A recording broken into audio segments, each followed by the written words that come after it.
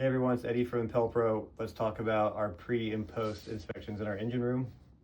So if you're leaving in the morning, let's grab a cup of coffee.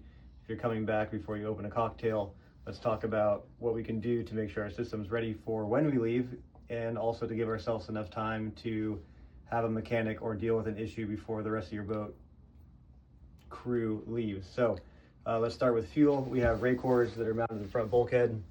We're going to check for fuel leaks. So fuel leaks start at our suctions to the racors. From the racors, they come down to, on this boat, our secondary main or secondary fuel filters. From there, it goes to the rest of the system, and then out of the engines, we go back to the tanks. So looking for fuel leaks. When we get to where we're going, if we have a fuel leak, we're probably going to smell it. Or looking in the bilge, if we have a really big fuel leak, we're obviously going to smell it and see a bunch of red in the bilge. Oil. We have oil filters, and on one side we have oil lines that cross over to the other side. So our oil pressure actually starts on the outboard side of our starboard engine. Climbing around and just giving a quick check to see whether or not we have oil leaking everywhere. Also another great thing, let's keep fresh diapers in the bilge on both sides. Fresh diapers allows us to see if we have a big brown spot. Instead of having a diaper that's already absorbed with a bunch of oil, we're not gonna be able to see if we have an oil leak or a spill. So we have fuel, we have oil. Let's go to raw water. So we have raw water at our seawater pump, but our raw water actually starts through the through-hole fitting. It comes through our sea strainer. So we have a couple of hoses that goes into here. From there, you can see that we have normally an aftercooler here. So we have multiple short chunks of hose. We are going to look for maybe a wet spot on the ground or a bunch of water that could be splashed up in different areas.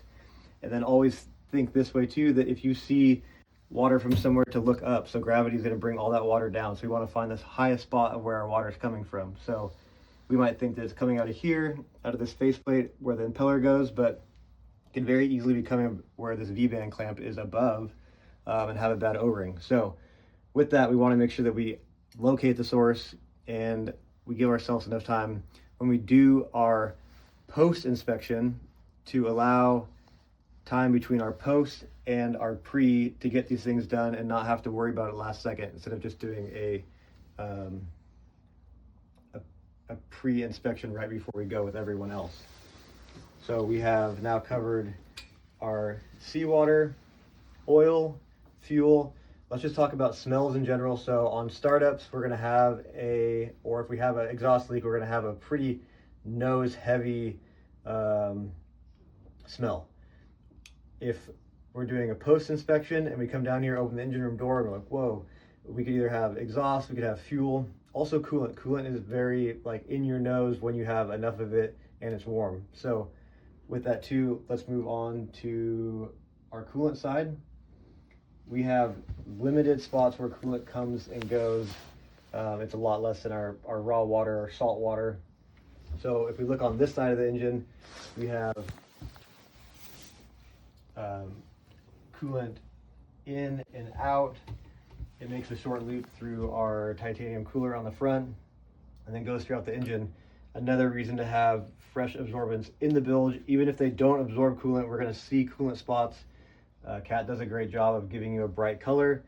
Other manufacturers are green, so let's keep all of our green rags and high bright colors out of the bilge, and then just use a diaper that works as a good contrast between a coolant leak and also the background of having, again, a dirty bilge. So staying away from a dirty bilge, looking at where the coolant can come from, and then also if we have a coolant leak and it looks like it's coming from down low, let's look up to see if it's not coming from somewhere higher. So we could have multiple hoses in a row and think, oh, it's coming from down here, where it's actually coming up higher, so we can identify the issue of the leak itself.